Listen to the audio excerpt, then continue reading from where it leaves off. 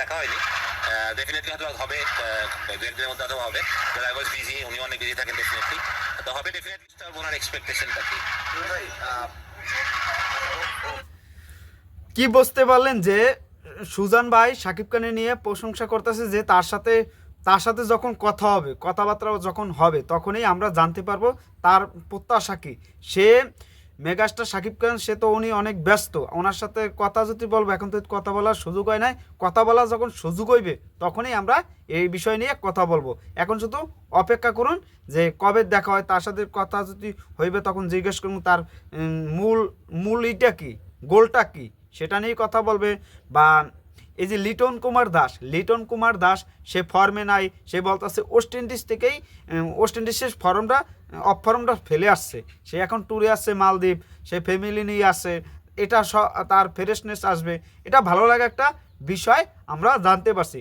Megastar Shakib খানের যেভাবে তার ক্যারিশমার দ্বারায় সে এই এই বিপিএল দলটাকে যেভাবে হাইপ দিয়েছে, যে উচ্চতায় চলে গেছে, এটাই আমাদের শাকিব খানের পাওয়ার, সাকিবিয়ানদের পাওয়ার। সাকিবিয়ানসটা যখন আসবে, আর এখানে আর একটা কথা সুজনকে জিজ্ঞেস করছে, সুজন ভাইকে, যে এখানে শাকিব খান আছে, মেগাস্টার আছে, তার ফ্যান্সটা কী করবে।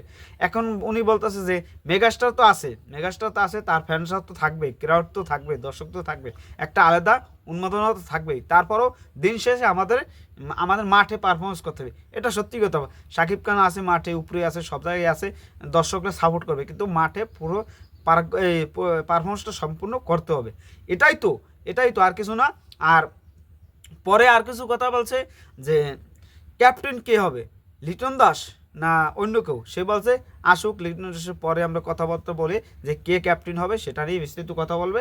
আর অনেক অনেক কিছু বলছে, সেটা অপেক্ষা আছে। আর মেগাস্টার কি বলছে সেটা তো আপনারা তো শুনবেই।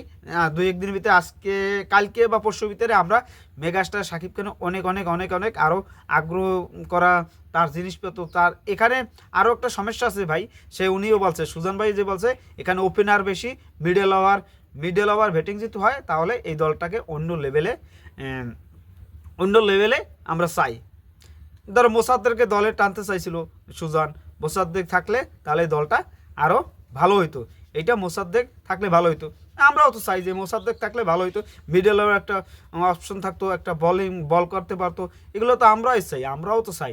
এখন সেও বলছে যে সাইম আইব যেহেতু আসবে না, তাহলে তার বিকল্প আমাদের দেখতে হবে।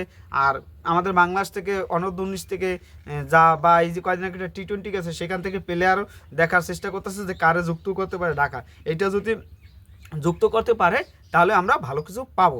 আমাদের মেগাস্টার শাকিব খানের তার তো ফ্যান ক্লাব বা তার ফ্যানরা তো খেলা দেখতে যাবে, শুধু খেলা দেখতে যাইলেও তবে না, এটা মাঠে পারফরমেন্স করতে হবে, এটা আমাদের মাথায় রাখতে হবে। এইটা আমাদের মাথায় রেখে আপনারা যারা ঢাকাকে সাপোর্ট করবেন তারা তো সাপোর্ট করবেন, আমি সিলেটকে সাপোর্ট করবো, এটা প্রমাণ সহ। সেটা আপনারা জানেন যে এবার কি হতে চলছে, আমি কোন দল সাপোর্ট করবো, সিলেট সাপোর্ট করবো, বরিশালও করবো না, ঢাকাও করবো না।